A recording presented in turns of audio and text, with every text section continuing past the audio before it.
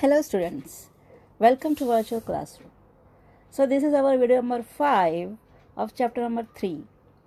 So in the last video we have learned about post-Mendelian inheritance, and we have seen different types of polygenic inheritance, codominance, multiple allele, then incomplete dominance with various examples. Now today we'll start with another topic, that is chromosomal basis of inheritance.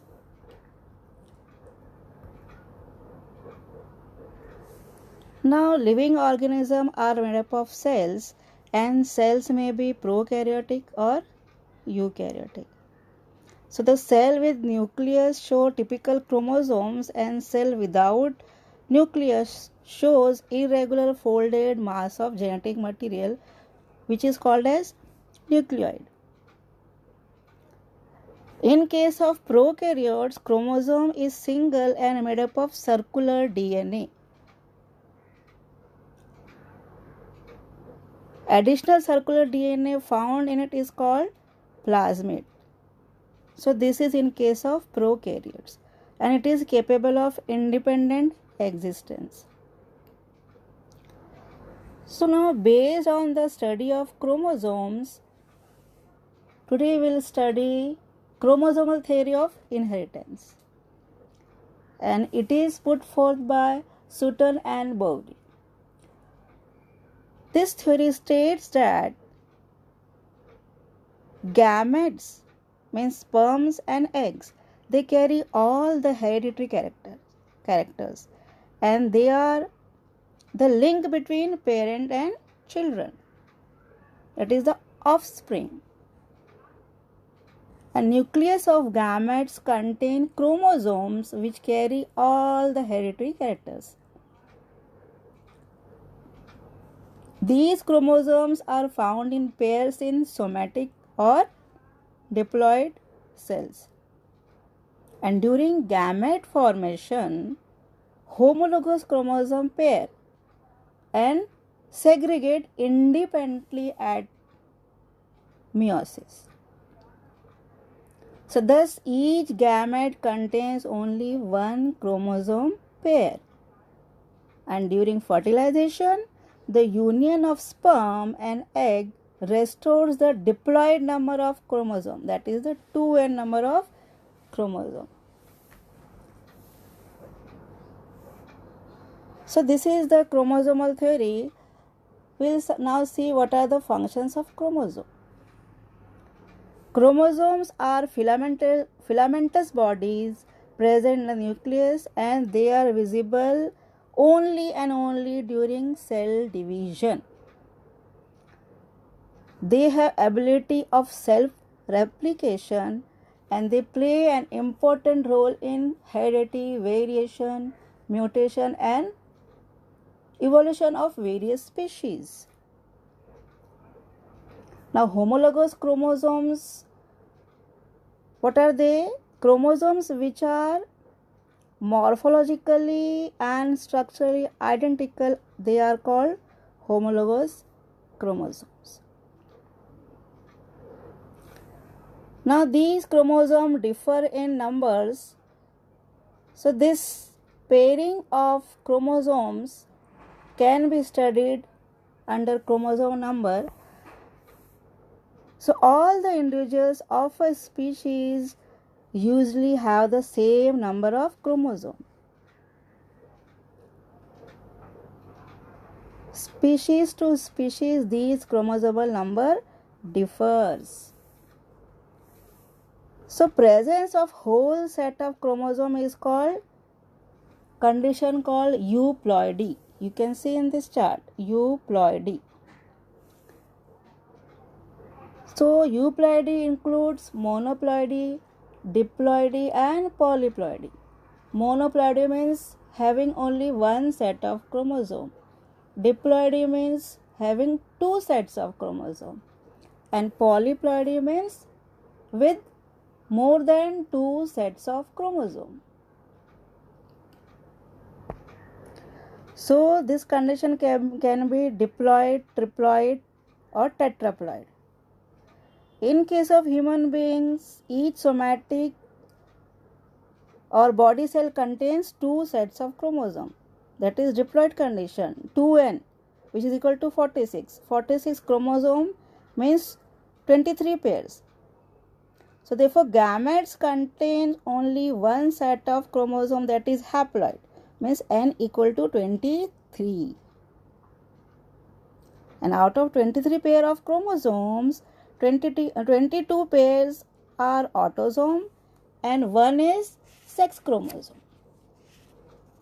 Now again there is one condition which is called as aneuploidy. See this in this slide. This is again divided further into hypoploidy and hyperploidy. So hypo means less, hyper means more. So in case of hypoploidy, there is a condition called monosomy, then there is nullisomy, and in case of hyperploidy, we can see trisomy or tetrasomy. And these conditions, these are abnormal conditions. We will see all these factors in genetic disorders. So next is structure of chromosome. A metaphasic chromosome has two identical halves. Metaphasic means chromosome which is in metaphase has two halves which are called sister chromatids. These are called sister chromatids. And each chromatid is in turn made up of subchromatids called chromonemata. And the chromatids lie side by side and are held together at one point which is called as centromere. And the centromere is also called as primary constriction. So what happens during cell division? The spindle fibers are attached at the centromere. And beside the primary constriction, additional narrow areas also arises which are called secondary constrictions. You can see in this second figure. So some of the secondary constrictions, they are called nucleolar organizers because they are necessary for formation of nucleolus. And the part of the chromosome beyond the nucleolar organizer is short, spherical, and is called satellite. What is called as satellite? The extreme round you can see in the second figure. The tip of the chromosome is called telomere. It has a unique property in that it prevents the end of the chromosomes from sticking together but attaches to the nuclear envelope. And the surface of chromosome bears number of small swellings called chromomeres. So this is the enlarged structure of a single chromosome. Now next, types of chromosome. So according to the relative position of centromere, chromosomes are divided into 4 types. And these 4 types are: first metacentric, second submetacentric, third acrocentric, and fourth telocentric. So in case of metacentric, the centromere is situated in the middle of the chromosome and it represents V shape of the English alphabet and can be visible during anaphase. Then submetacentric, if the centromere is situated some distance away from the middle, it is called submetacentric chromosome. Here we will see one arm of the chromosome is shorter than the other and it appears L shaped of English alphabet in anaphase. Then is acrocentric. If the centromere is situated near the end of the chromosome, it is called acrocentric chromosome. Here one arm of the chromosome is very short while other is long, and it appears as J shape of English alphabet in anaphase.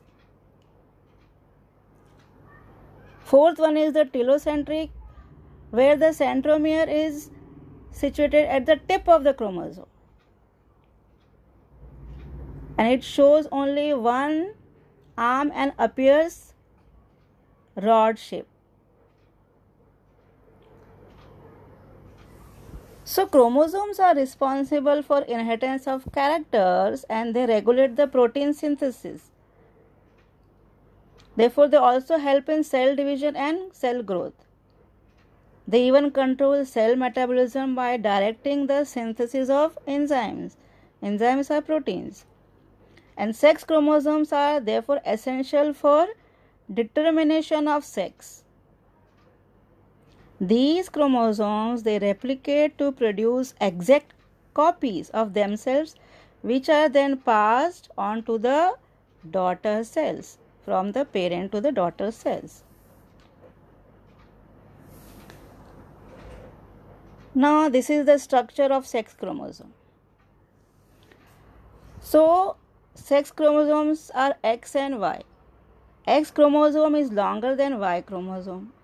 X chromosome contains large amount of euchromatin matter and small amount of heterochromatin matter. Means the euchromatin contains large amount of DNA or the genes, while the Y chromosome contains small amount of euchromatin and large amount of heterochromatin. So therefore therefore it has less DNA and hence genetically less active.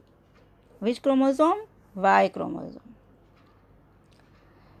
X and Y chromosome shows homologous and non-homologous region. You can see in the figure, the down figure is homologous region, while the upper part beyond the centromere is non-homologous region.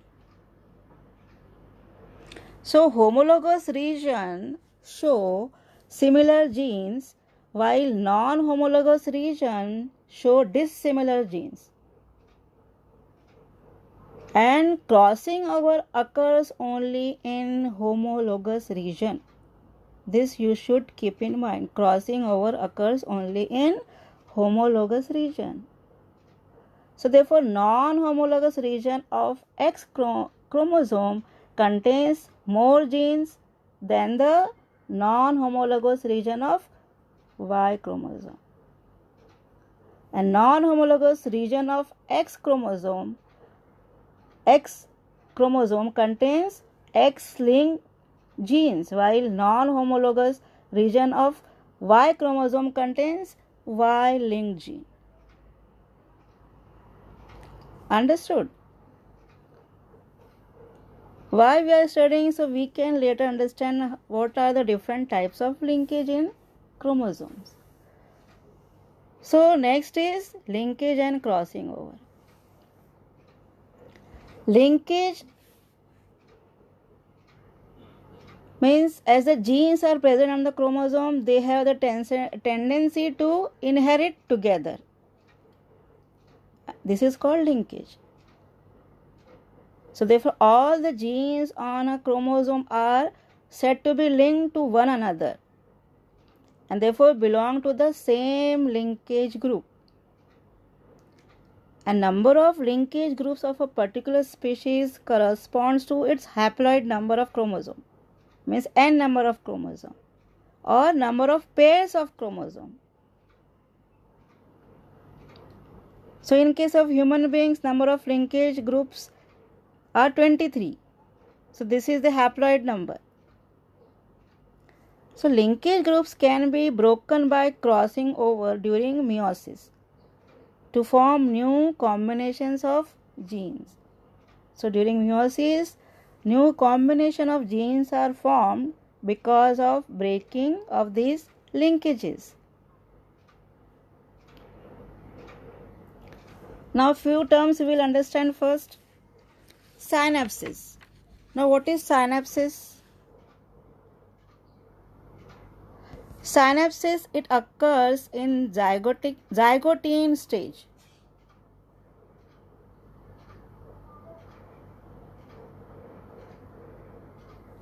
Of prophase 1 of meiosis, and the homologous chromosomes are close to each other and form a pair, and this pairing is called synapses, and the pair of homologous chromosome is called bivalent. What it is called? Bivalent. Now what is crossing over? The process which produces recombination of genes by exchanging corresponding segments between non-sister chromatids of homologous chromosome is called crossing over.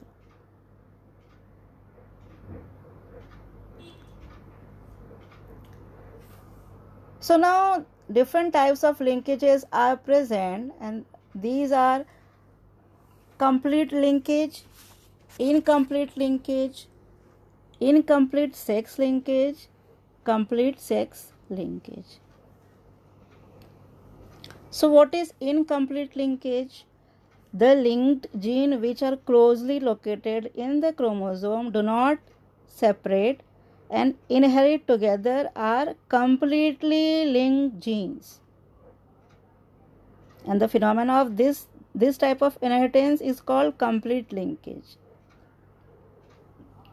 Incomplete linkage,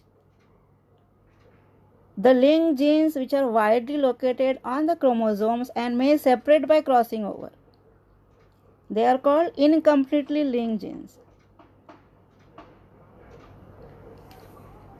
So the transmission of body characters from parents to the children along with sex chromosome is called sex inheritance or sex linkage. What is called? Sex linkage. Again, sex linkages, they are of two types: incomplete sex linkage and complete sex linkages. So in case of incomplete sex linkage, genes are located on homologous regions of X and Y chromosome. Now we know which is the homologous region of X and Y chromosome and which is the non-homologous region. So these genes, they do not inherit together because crossing over may occur in this region, and hence these genes are incompletely sex linked genes, and their mode of inheritance is called incomplete sex linked inheritance. So in this, good example is nephritis, that is a kidney disorder, or total color blindness. Next is complete sex linkage. Completely sex linked genes are located on non-homologous region of X and Y chromosome. They are located on non-homologous region. They inherit together as crossing over does not occur in this region because they are tightly linked. Hence these genes are completely sex linked genes and their mode of inheritance is called complete sex linked inheritance. An example of such linkages is myopia or red green color blindness and hemophilia also. So these are the different types of linkages.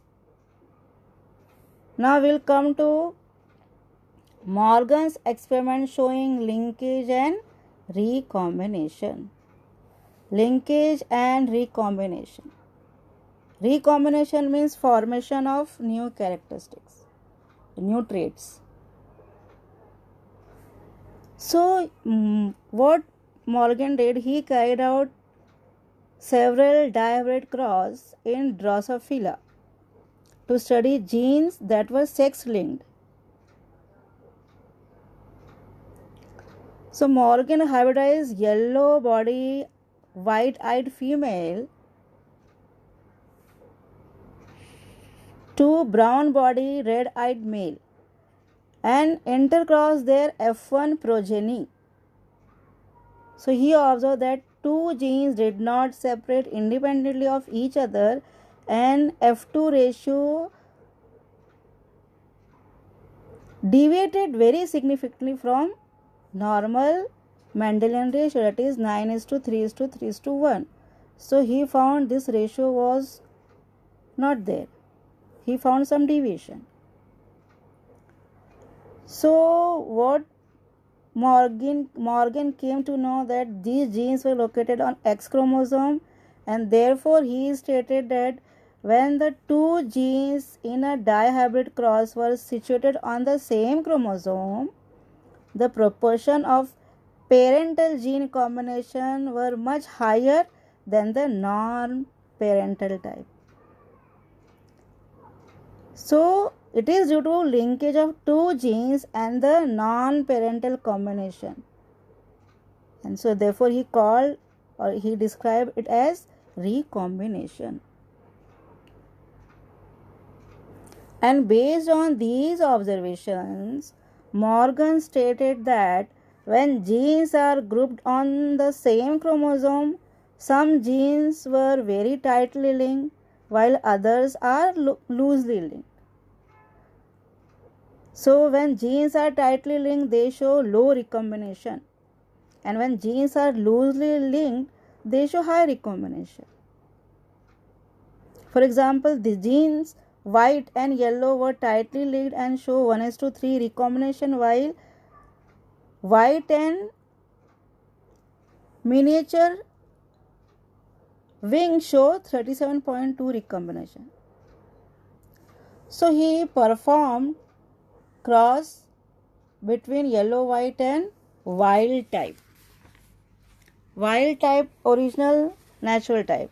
So in F1 generation he found wild type and yellow white, and when selfing was done to raise F2 generation,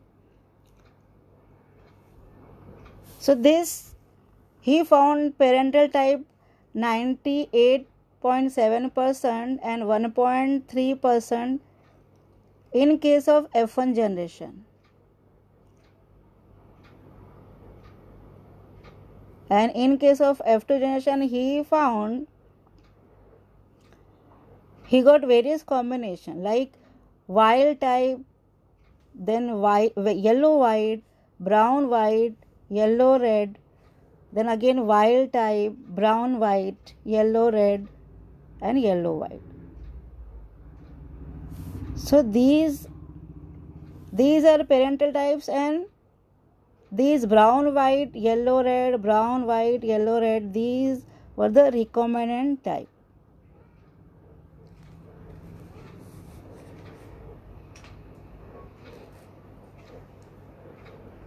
So this is the whole experiment which was done on Drosophila by Morgan.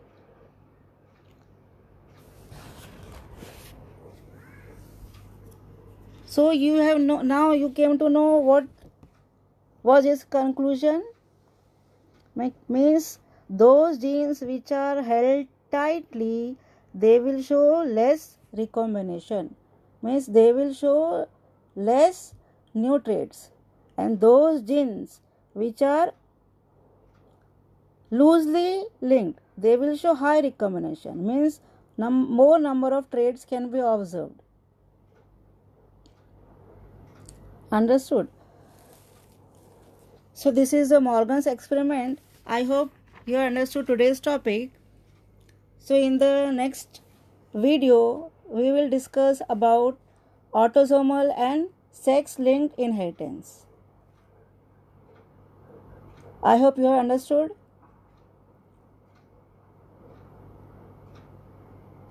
Go through the slides, listen to my video 2-3 times and prepare your own notes. Thank you, children. Goodbye.